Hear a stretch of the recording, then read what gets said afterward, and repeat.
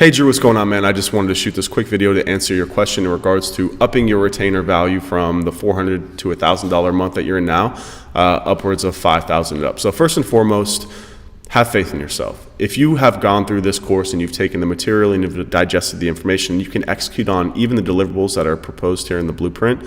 You are far more than qualified to land $5,000, even $10,000, $15,000, $20,000 retainers. Trust me. I know a lot of people who are literally selling poop on a stick for SEO services that are doing $10K a month in retainers. A lot of it is positioning. It's how you sell the brand, and it's how you sell yourself and the confidence in yourself. So if you've been through this, you can do it. Have faith in yourself. I'm 100% positive if you can do the things taught in this course, and you can easily land $5,000 a month retainers. So a few tips for you. Number one is, I don't know how you're pricing your services. I'm going to talk about this a lot more in the sales module that we're currently building, getting ready to launch, but you should definitely be building them based off of an hourly rate. So the reason why you want to do that is, number one, it can justify your retainers a lot more. So $400 to $1,000 a month, if you're billing at $100, $150, $200 an hour, which is where you should be after going through this course, that means you should only putting in like 2 to 5 hours a month for these clients. So even that, it helps to frame the conversation when you're having it with that prospective client about how much they're going to get for your time. If you're just pitching flat retainers saying, basically, I get it when you're first getting started, you're just trying to get money in the door, just trying to undercut prices, but what ends up happening is you end up doing way more work than you're getting compensated for, and you're losing money. You need to take into account that your time is your product, or your employee's time is your product. Got cut off there. Your time or your employee's time is your product, and you can't undercut it because you will lose money. I mean, we've actually gone through it at our agency where we're continuously doing basically time tracking analysis of how much time people are spending per project versus how much we're pitching. And as you get larger, it gets a lot harder. So if you can start this early to set your hourly rate and then project that based on these deliverables. So if you're saying you're getting a technical audit, that's going to take me 20 hours to do. That in itself should be $2,000 if you're at $100 a month right there. And if their budget can't account for it, then you can spread those hours out over a couple of months. So if you still want to work with these smaller clients at $1,000 a month, you can spread your hours out over 6 months, and that way you're not killing yourself and breaking your back, but you're also getting paid for your time at the market value for what it should be. So that's number one. Definitely move to an hourly rate. Understand how your hours impact these deliverables that are proposed here in the blueprint: keyword research, technical SEO, website quality audit, all those things.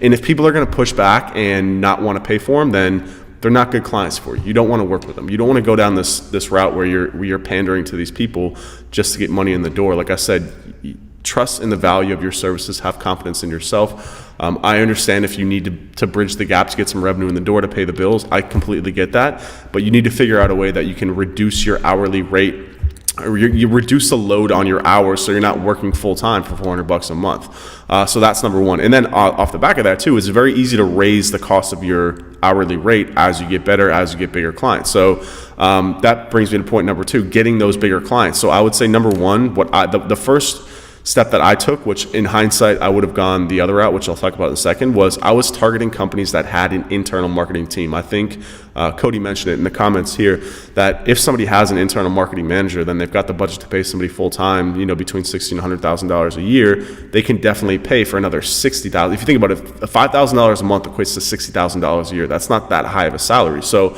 you're basically at $5,000 a month. You're being able to go in and play off the back of them hiring another person. But if you're selling yourself properly, you're an agency, you have end-to-end capabilities, you have the knowledge already, they don't have to worry about training, and they can fire you right away. So understand the value of what an agency brings to the table versus hiring another internal employee. So $5,000 a month isn't that much, and there are thousands of businesses who are in that range. So number one is targeting companies who have internal marketing managers. So if you're doing outbound prospecting, don't look for CEOs because they don't have time. Look for marketing managers at internal companies and work on building relationships with them. That's number one. Number two, this is what I wish I would have done, would be to niche down. So I made the thought that I can do everything.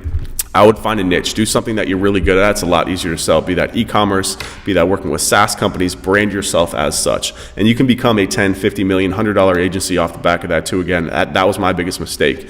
I would probably stay away from like the attorney, plastic surgeon range just because it's very highly competitive. Find a niche that nobody's really exploiting and you can get clients in the door fast. I actually started, what I did was I was working with CrossFit gyms when I first got started because I wrote a blog post, I think it still ranks, about 10 ways to market your CrossFit CrossFit business, and it ranked really easily because there wasn't a lot of competition for it, and it was driving a lot of traffic, free traffic, and a lot of leads that I was closing. Again, they were too small, but again, you can sell those leads to other people. There's other things that you can do once you have that attention, the value of that attention. You can sell that, or you can sell them as clients, or you can sell them microservices, right? You can just sell them like a lower cost SEO package, like citation building or some sort of bullshit like that you can upsell them on. So the other thing would be, what size businesses? So that's point number 3, is that a lot more businesses than you think. Cody mentioned total revenue.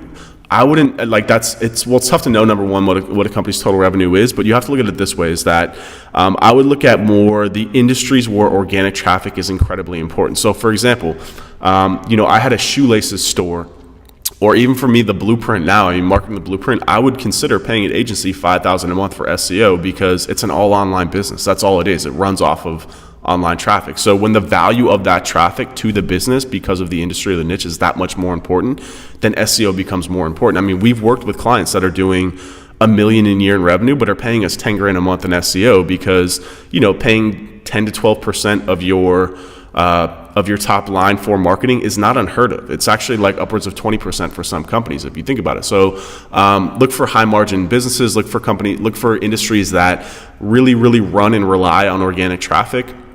Rely on traffic from organic leads, really in an industry where like social hasn't taken over. So you get into the shopping, the fitness space, Instagram is just more important than Google. But you look at like the finance space, any lead gen space where people are going and searching directly for those keywords and converting off the back of that, that's really where you want to be. And that's really where those companies won't bat an eye.